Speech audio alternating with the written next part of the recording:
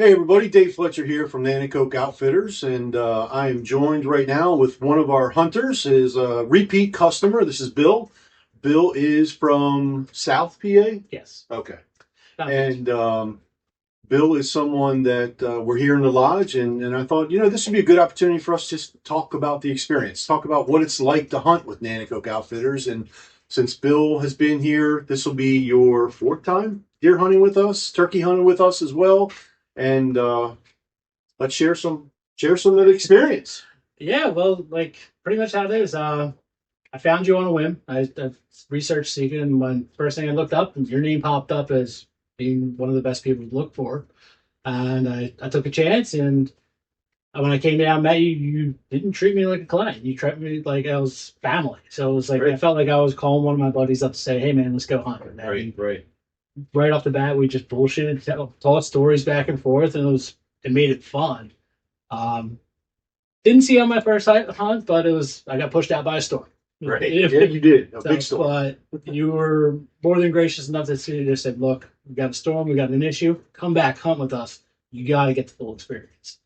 I came back and got the full experience, and well, I haven't looked back since, and it's been awesome. So it's like every year now I'm looking forward to this. I know when the season comes up, I know who I'm looking to call right away. It's like I've got other properties I can hunt, but this is something that I can go back and I can tell my friends, like, oh, so what'd you do? Man, I was out in the marshes. I was looking for these ghost deer, going ghost deer. And they give you weird looks about it, but it's I'm not gonna say it's an easy deer to hunt. It's hard, but when you see them, boy, your heart races, and it's the coolest thing in the world. And this year's been quite the experience because every time I'm going out, it's last year I heard them. Now this year I'm seeing them one after another, and it's like I understand how you run the operation now and how you keep these herds in here and how you keep everything healthy and everything works. It makes you want to be here all the time. Like, oh, I'm ready to quit my job and come down to permanently. But Bill Holahan.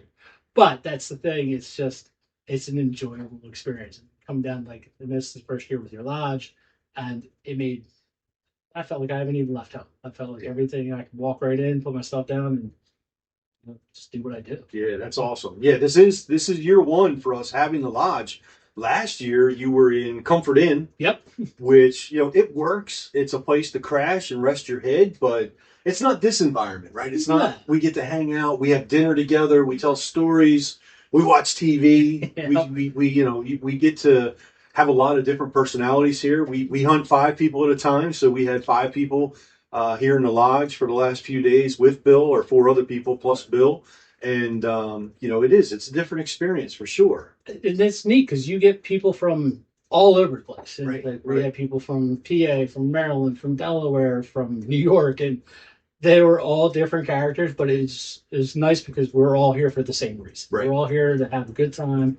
We're here to hopefully, bag a Sika, or get our trophy that we can brag about to our friends. But at the end of the day, like, I'm coming down here for a great time. Like, that's like I told you when I met you. I said, look, I'm coming for an experience. If I bag one, that's my bonus right there. Right, that's right. And that's what made it worth it to me, because you proved to me that we're not clients. Right. We're like, we talk throughout the year. Exactly. Hey man, did you see this? Hey man, I'll check what I did. And it's like, it's like having a good connection with somebody that you feel comfortable with. Right. And it's not me coming to you going, oh, here's my money. Let me go sit in the stand. Right. It's, hey man, if you're interested, you should try this out, or we got this going on, or you should check out this property. And it's like, I feel like I don't need to watch the hunting show because I'm here. I'm in the hunting show. Right. Exactly right. When you see other people that hunt this area, you're like, oh, it's so hard, but the views, the this, that, and they go through everything. You're like, yeah, that's right. It's spot on. Yeah, and that's what makes awesome. it fun. So. Yeah, there's a lot of, I think on our end, a lot of transparency.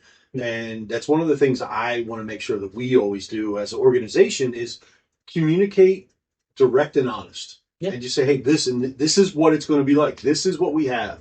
This is what we're experiencing. For this week and really the last few weeks, we have not gone in the morning because we keep bumping deer. And as a result, we don't see deer. It's like the last 15 minutes. So we stopped doing that. And so we've been going in the afternoons.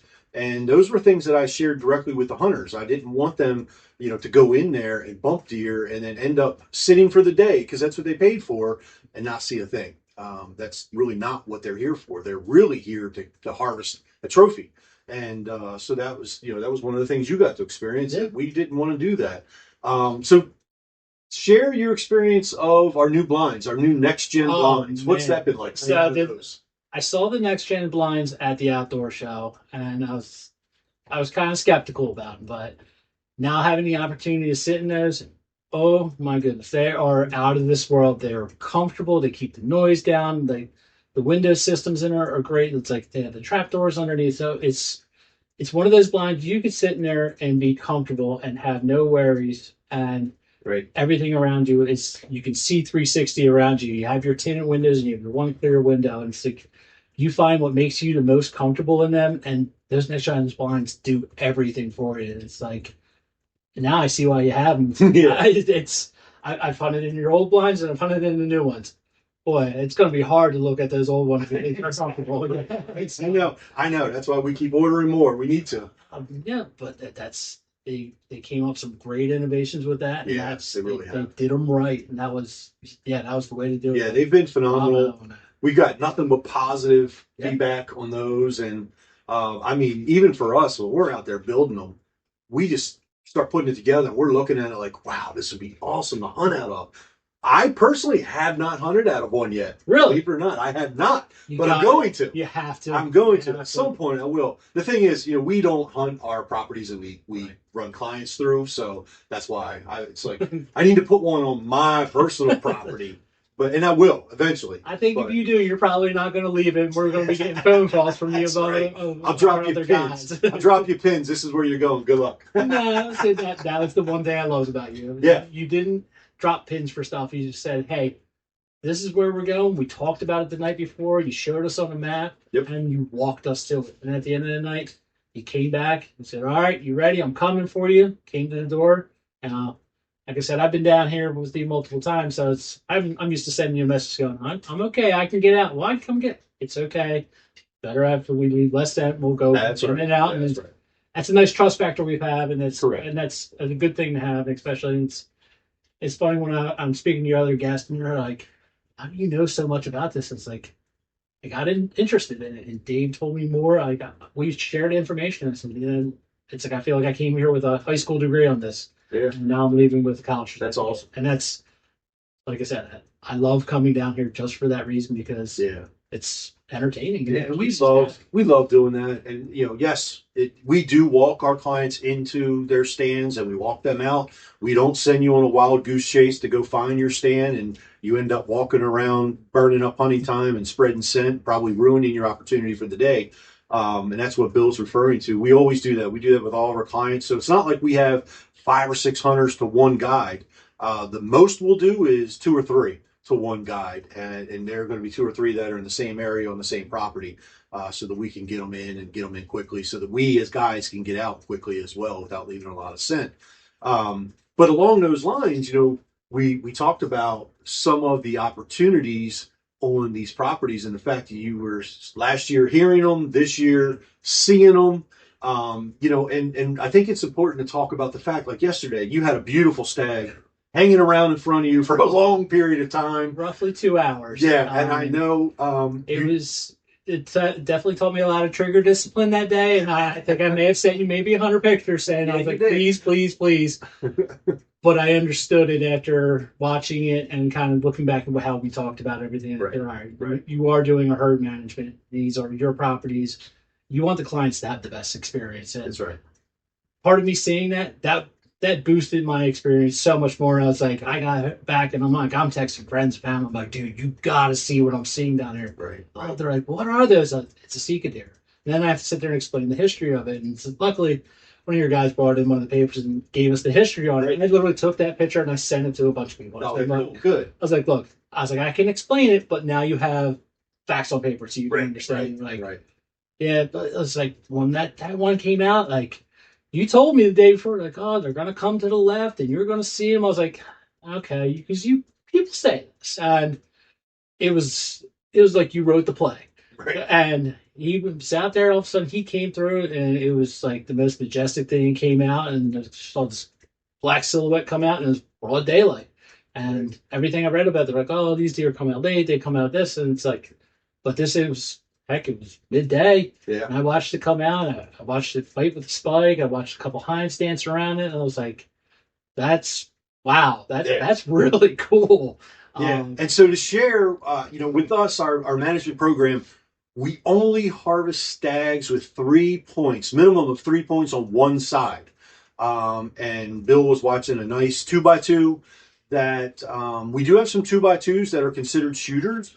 But this particular 2x2, we don't think he's quite old enough. He had a nice main beam, and but his eye guards were pretty short.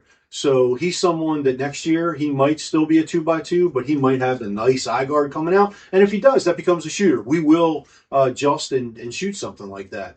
But yeah, it was nice that you got to experience it. You got to watch them, see that behavior, because it's hard because they're nocturnal by nature. So we get very little daylight activity, but we work real hard to convince them it's safe to come out in the daylight, which is why, I mean, you saw me change a couple of batteries on cameras and check the timers on the feeders. So you're spraying down. Yeah, everything I go near, I'm spraying.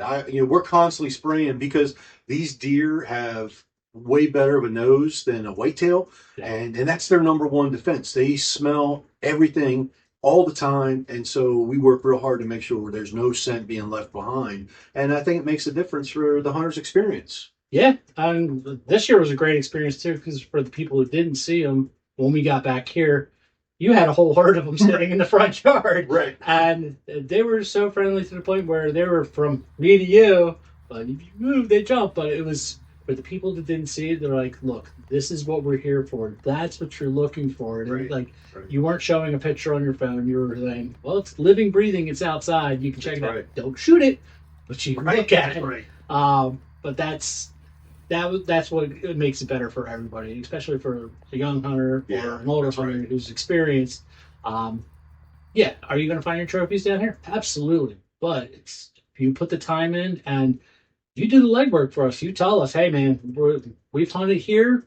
We're going to go to a whole other direction, and we're going to put you where they're going to come in at this direction. You actually follow the wind, you follow the weather, and that's what keeps people into it. And it's like, you've done your homework. We're just copying the answers, and that's what makes it fun. Right. That's awesome. That's a good way to put that. That's exactly right. When you look at what we have 2,200 acres total. Right. And on those acres down here that we have a total of 41 stands.